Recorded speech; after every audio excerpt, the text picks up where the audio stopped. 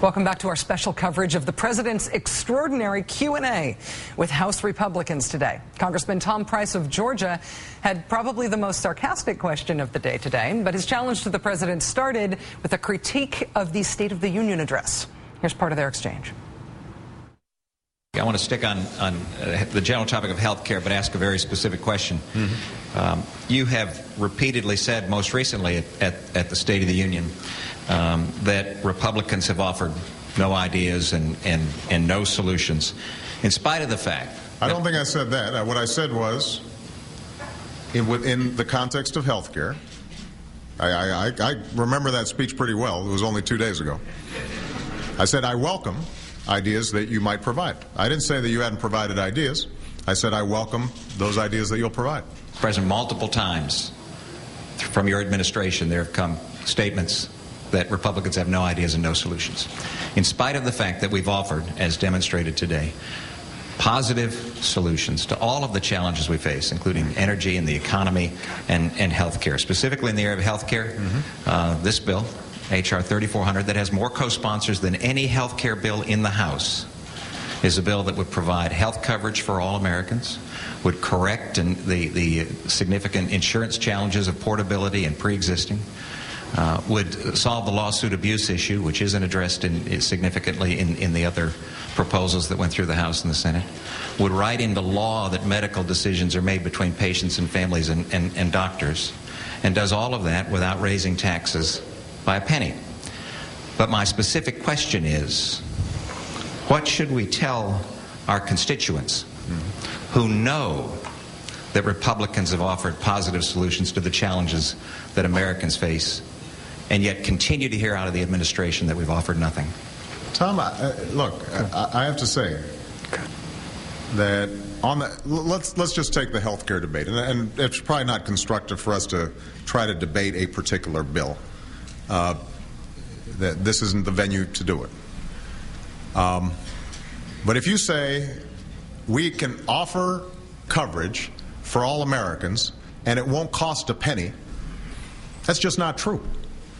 You can't structure a bill where suddenly 30 million people have coverage and it costs nothing. President, if I may, and I understand that we're not interested in debating this bill, but what should we tell our constituents who know that we've offered these solutions and yet hear from the administration that we have offered nothing? I'm using this as a specific example, so let me answer your question. You asked a question, I want to answer it. It's not enough if you say, for example, that we've offered a health care plan, and I look up, this is just under the section that you've just provided me, or the book that you've just provided me. Summary of GOP health care reform bill. The GOP plan will lower health care premiums for American families and small businesses, addressing America's #1 priority for health reform. I mean, that's an idea that we all embrace. But specifically, it's got to work. I mean, there's got to be a mechanism in these plans that I can go to an independent health care expert and say, is this something that will actually work? Or is it boilerplate? But it can't just be political assertions that aren't substantiated when it comes to the actual details of policy. Because otherwise, we're going to be selling the American people a bill of goods. I mean, the easiest thing for me to do on the health care debate would have been to tell people that what you're going to get is guaranteed health insurance, lower your costs, all the insurance reforms. We're going to lower the cost of Medicare and Medicaid, and it won't cost anybody anything. That's great politics. It's just not true. So there's got to be some test of realism in any of these proposals, mine included. I've got to hold myself accountable, and I guarantee you the American people will hold me accountable if what I'm selling doesn't actually deliver. Mr. President, a point of clarification. What's in the Better Solutions book are all the legislative proposals I understand. that were offered I've actually read your bills throughout 2009. I understand. And so rest assured the summary document you received is backed up by precisely the kind of detailed legislation that Speaker Pelosi and your administration have been busy ignoring for 12 months. Right. Wait, hold on a second. No. Hold on a second, guys. You know, Mike, I've read your legislation. I mean, I take a look at this stuff and the good ideas we take. But here's the thing. Here's the thing, I guess, that all of us have to be mindful of. It can't be all or nothing one way or the other. Right? And what I mean by that is this. If we put together a stimulus package in which a third of it are tax cuts that normally you guys would support, and support for states and the unemployed and helping people stay on COBRA that your governors certainly would support, Democrat or Republican. And then you've got some infrastructure, and maybe there's some things in there that you don't like in terms of infrastructure, or you think the bill should have been $500 billion instead of $700 billion, or there's this provision or that provision that you don't like. If there's uniform opposition because the Republican caucus doesn't get 100% or 80% of what you want, then it's going to be hard to get a deal done. That's because that's not how democracy works.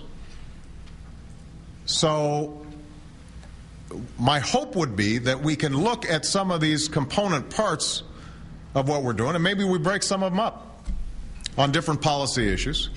So if the good congressman from Utah has a particular issue on lobbying reform that he wants to work with us on, we may not be able to agree on a comprehensive package on everything, but there may be some component parts that we can work on. You may not support our overall jobs package, but if you look at the tax credit that we're proposing for small businesses right now, it is consistent with a lot of what you guys have said in the past. And just the fact that it's my administration that's proposing it shouldn't prevent you from supporting it. Keith, we're seeing in that exchange the president pivoting from Tom Price to Mike Pence, who again is chairing this event. I think you described him last hour as sort of the heavy hitter in the room. I think that's accurate. He has somebody who said to have presidential aspirations of his own. And a radio background. And a radio background as well. Also, is the person who I think has been making the most overtly partisan charged remarks toward the president here. The president seems to respond sort of with equal fire, does he not? Oh, clearly. And this is one of the things that I don't. This was something of a reality check, I would imagine, if you're in that room and you're a member of the Republican Party and you have been reading too many of your own blogs, too many of your own favorable clippings. It affects Democrats, too. It affects actors, news broadcasters, whoever. If you read only your good clippings, you're going to be in trouble in reality. And I'm reminded of that Lindsey Graham town hall from last summer in which the crowd in his own constituency asked him why he was collaborating with Democrats. And he had to slowly explain to them because they were in the majority. And it did, in fact, seem this point the president was making. You don't want 40%, which might be proportional in the Congress. You don't want 50%, which would be a generous kind of truly bipartisan measure. You're looking for 80 or 90% of your measures to supplant ours. And that's something that must be very difficult to assimilate if you're sitting in that audience today. Well, Chris, is that what the president is trying to do in terms of creating a political liability for the Republicans and something that's otherwise been working rather well for them in terms of their own electorate and energizing their own base? Yeah, again, Raxelrod told me right before we started tonight that the president's strategy, and it is strategic tonight, it's not all, this is not, what do you call it, something nice, a nice bouquet to throw to the Republicans to show up at their meeting. The goal here is to trap them into choice. Either you participate in some sort of realistic compromise on the bills that the country needs, or you be seen not doing so. You can't just slither away into the night and issue press releases about how the Republicans haven't had their ideas accepted. So I think he's forcing them into the daylight. And you talk about having things on television, as one of the members did there. We ought to have more transparency. Well, clearly, today was transparent, and I think you saw, people like Jason Chaffetz. I've got to bring him up because he got away some free shots at the president today. This is the fellow who last June pushed through a clearly popular measure to basically get rid of those full-body image scans at the airports, and he got it passed 310 to 118. Now, if the president wanted to play hardball tonight, he would have said, "Oh, Jason, weren't you the one that well before the Christmas bombing attempt were the ones that wanted to rob us of those machines, which are the only things that could stop this guy? And by the way, shouldn't you pay a political price for that, like being defeated in the next election?" They're not playing very tough with this guy. There's the guy. He came off his wet behind the ears, Mr. Innocent, calling for lobbying reform and all these brand new things, saying how he's the new kid on the block. He pushed through this thing. By the way, with the help of Michelle Bachmann and Joe Wilson, a couple of real winners on his side.